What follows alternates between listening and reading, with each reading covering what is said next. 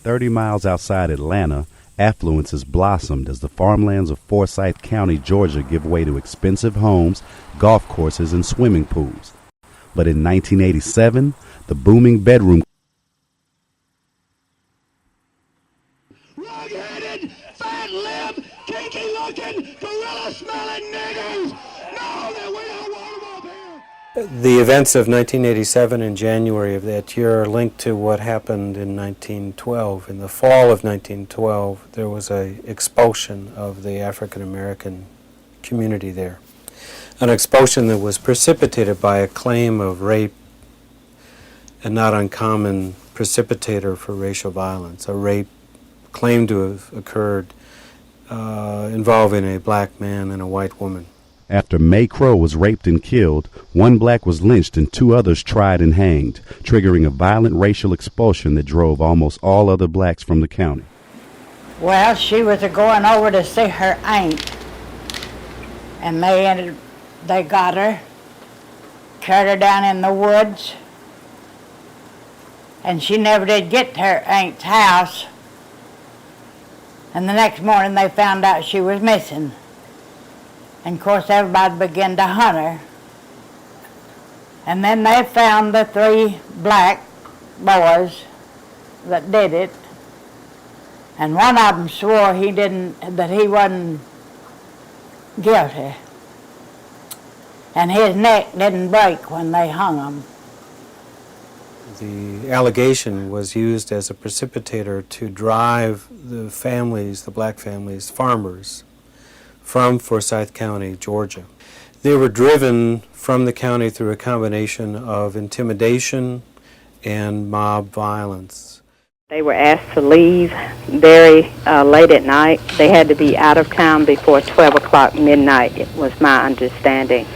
And my father's family left very hurriedly, and the only things that they could take was what they could put on their wagon, and that was not much.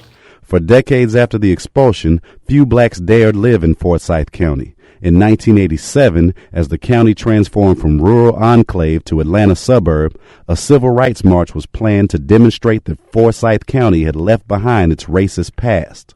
It was a spectacular miscalculation. In January of 1987, there was an effort to have a march in Forsyth County that would become a part of and be a presence as a part of the national honoring of Dr. King. When the announcement went out that there would be such a march, the announcement precipitated a resurgence of Klan and mob activity designed by racists associated with the Ku Klux Klan and other neo-Nazi organizations.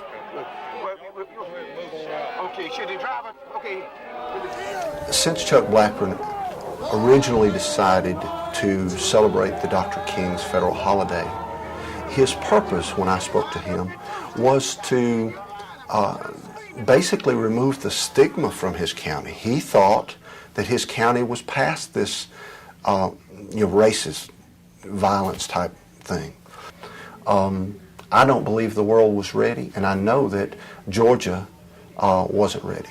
We had to keep a bus on one side of us. They actually took the rebel flags on the post, their flag post, were sharpened to a point, and they jabbed them through the bus windows at us. My brother actually, it missed his nose just by a few inches. My stepfather actually had his little finger almost severed completely off where they were breaking bottles and throwing them into the crowd. We kept the bus on one side of us, and we kept all the women and children beside the bus and the men folks, but we were still determined to march.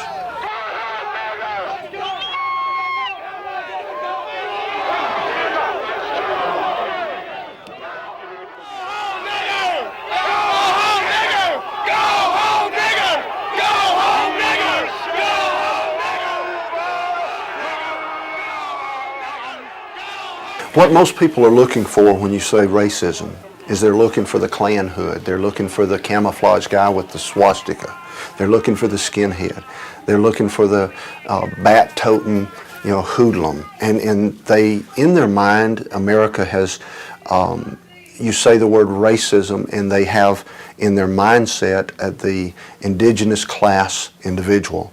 That's only the outward sign of the inward condition. And a community, when they have the Klan and all that, is they have a large outward sign of the inward condition. But let's talk about the community that you don't see the Klan or the swastika and the rebel flags flying. Now, the other communities, you will find the worst kind, the kind that doesn't allow you to buy the home, doesn't allow you to get the contract. Those communities, you'll find that they slowly squelcher out through the economic cycle. See, racism in the social cycle is one thing. Racism in the economic cycle. Racism in the schools. And so if you group them with the slow learners, and you group them with the slow readers, pretty soon you're not going to have to worry about them on the economic scale at all. So racism exists in so many different, on every social stratus. And it's deadly at every one. I mean, it really kills people's soul, their ability to create a future for them and their family. I mean, it's a very serious today issue.